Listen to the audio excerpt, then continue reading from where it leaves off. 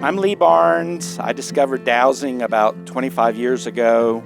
I learned it in just a short half-hour little presentation, and it changed my world. Because the basic premise is we are super beings. We have a conscious self. We're one part conscious awareness, and I'd say probably a million parts subconscious. And dowsing gives your voice to your subconscious, so now it can move a tool to say yes, or move it a different way to say no.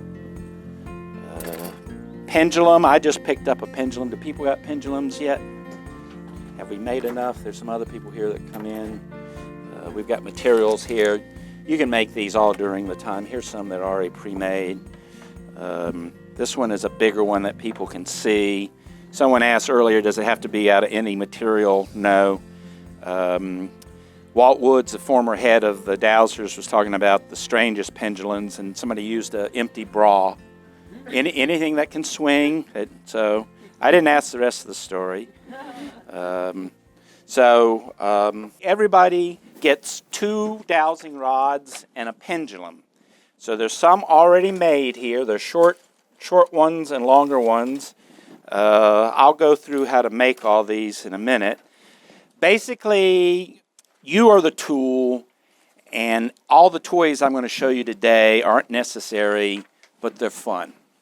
So ultimately, we want to learn to use your body in what's called deviceless dowsing. So today, everybody gets to get a pair of what are known as L rods, like the letter L. And you want them about the same length so that they're just kind of balanced. There's some short ones. Some people like the shorter ones. You won't be able to swing them around very readily. And if you want to make the shorter ones, you take one of these and just cut like so.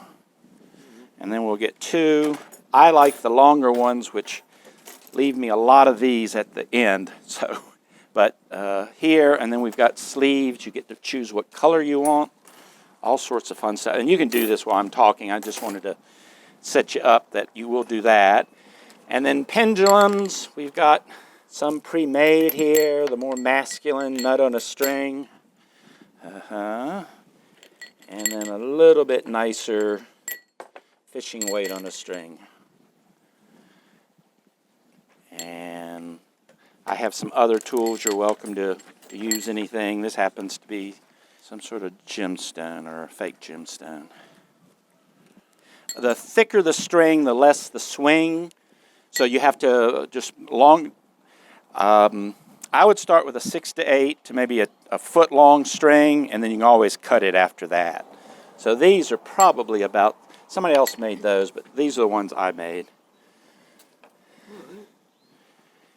And basically we'll learn how to use these in just a few minutes, but if you want to look through here, there's also ones here.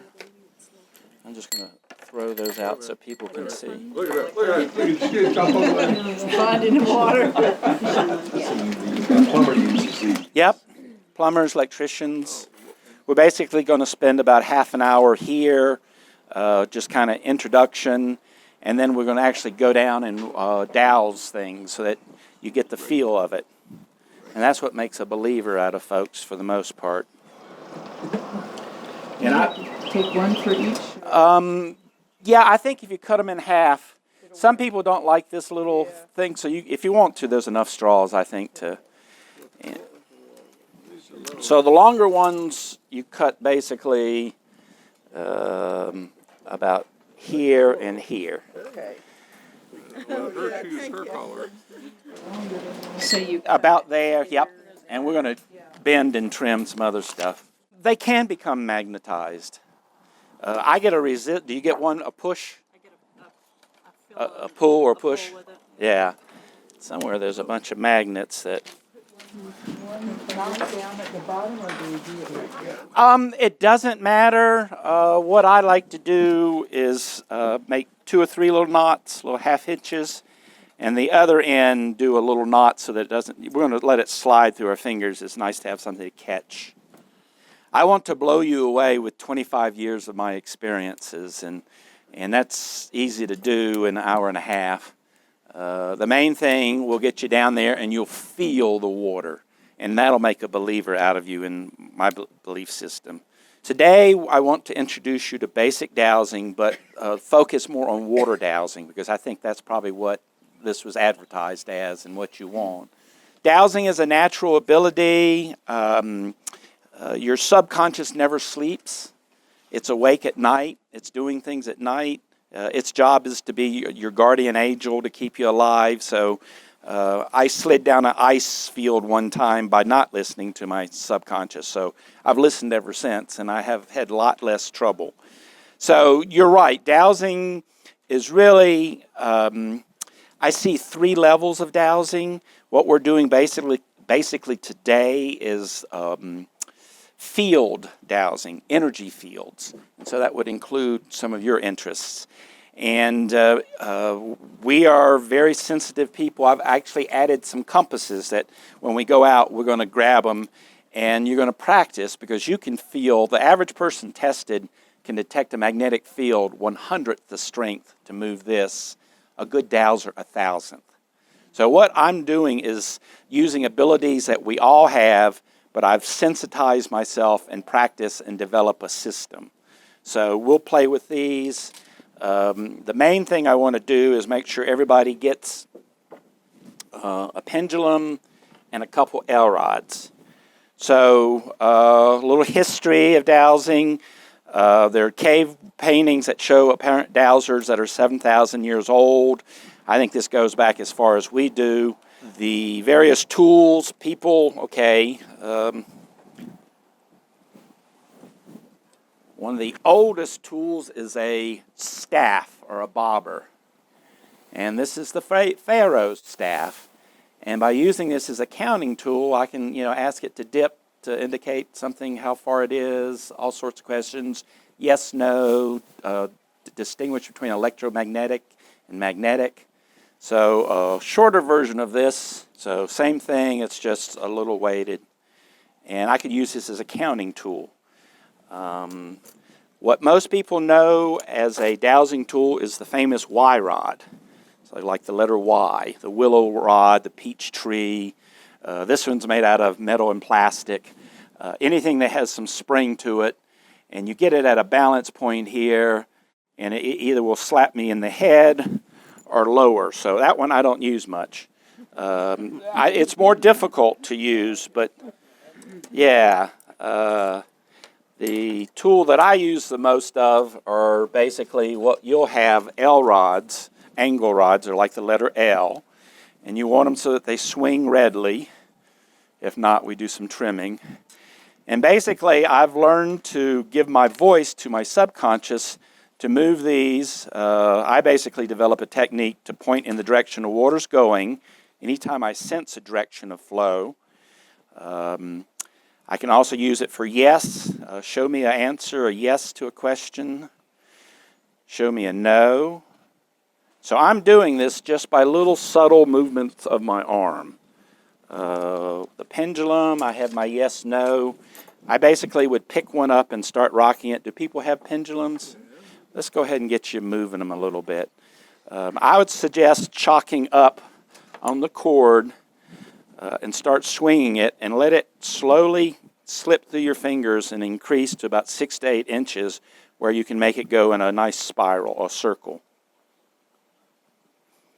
Someone asked about the cords earlier. A lighter cord, it'll turn it quicker. The white cords are a little bit harder to turn, so you need a little more strength. So basically, you want to be able to move that to indicate a yes or a no, and we'll program that in just a second. I want to show you one last tool. This is considered the Cadillac of dowsing tools. It's an aurometer, and it's basically a pendulum with a bobber. And it's very sensitive for finding energy fields and showing direction of flow. And actually, this is one of the more sensitive electromagnetic parts of your body. Aurometer, A-U-R-A-M-E-T-E-R. And I think there's a reference sheet to that. So all these toys are really just something, here's one's a little fancier that it's collapsible. I use the idea that maybe this antenna, we look for different energies. So I talked about field dowsing. I also mentioned the next level is where it's known as distance dowsing or remote viewing. And that's where you connect with a distant place or thing. I usually think of two things that are vibrating at the same residence. There's actually an energy line that you can detect between them. And basically, that's kind of how a cell phone works. The ultimate dowsing is where not only can you connect to a distant person, place, thing, you can make changes. So remote healing is a possibility. McManaway, I actually went to a British Society of Dowsers and sat around a table and had scotch with the whole board. And great people. And he's a medical doctor, and he can dowse medically. In England, you can. You can get licensed. United States, AMA does not want you to either diagnose or treat. So if you're going to do something, call it energy work. Don't call it healing or diagnosis or whatever. So let's learn to use these tools. So people, you've got something to use, a pendulum or L-rods. Let's learn to get a yes.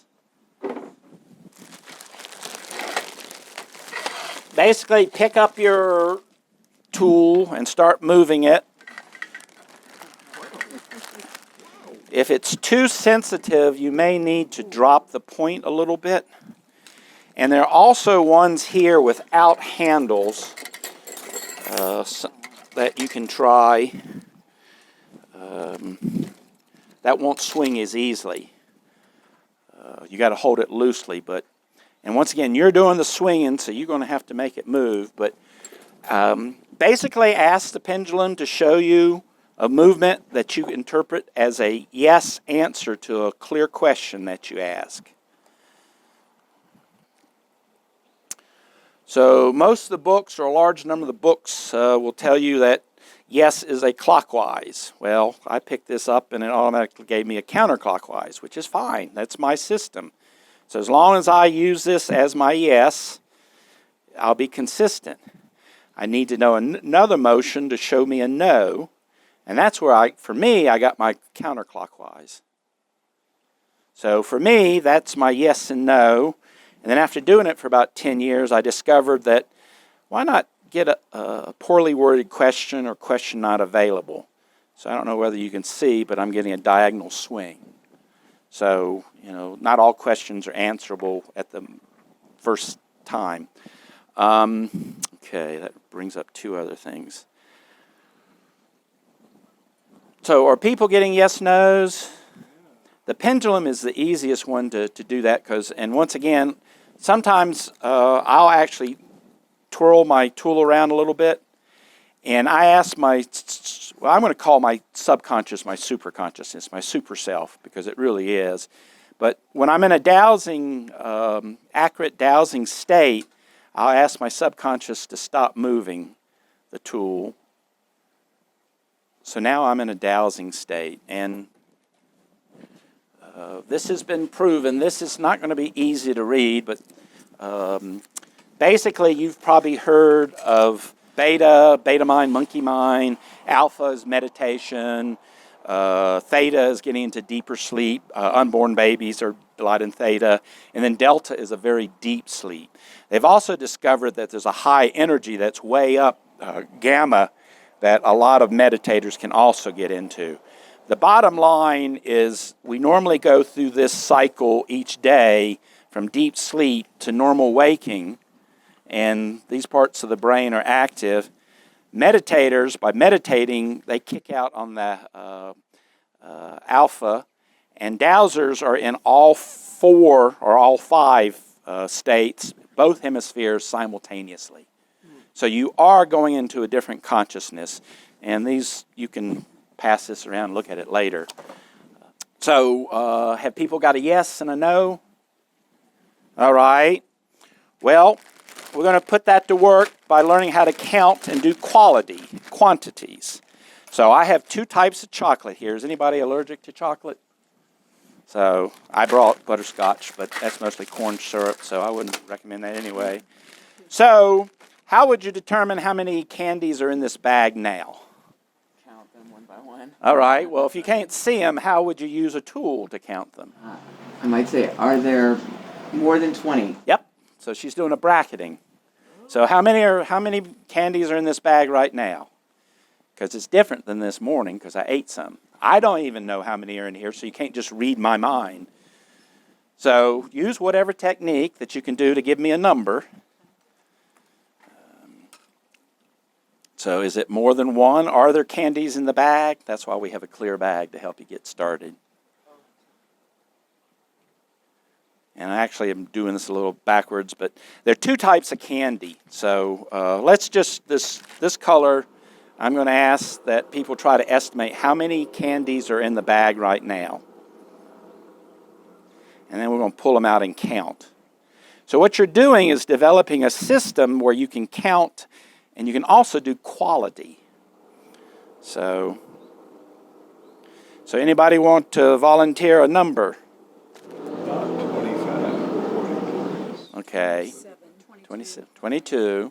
So people bracketing. Some people just a number comes to them. Me, I go, are there more than 20? Yes. More than 30? No.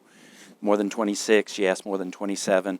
Ultimately, I just want the number to come to me. 19, this thing says. Okay. Going crazy.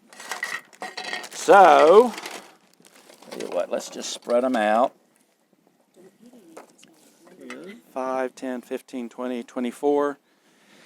Whether you got it right or not, you're developing an internal system. And we're going to do that to determine depth of water, how many gallons are available, and then we're going to do some quality.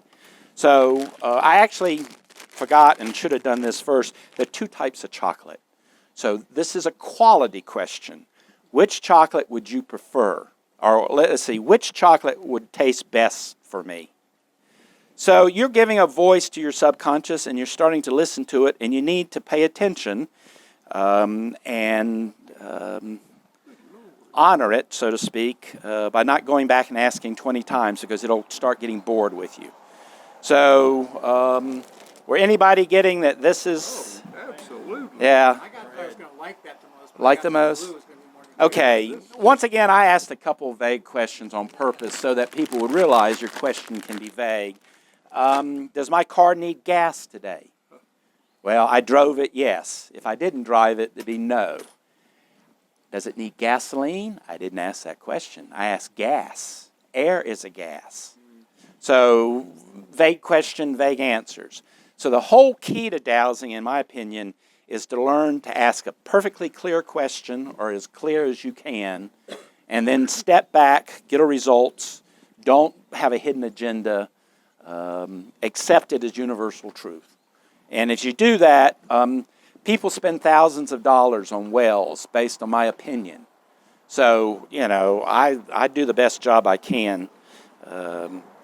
It's frightening, but so one of these has a caramel, the other is just solid dark chocolate. If you want to pass those around and eat them, the whole idea is that you develop a counting technique, more than, less than, or just have a number jump in your head.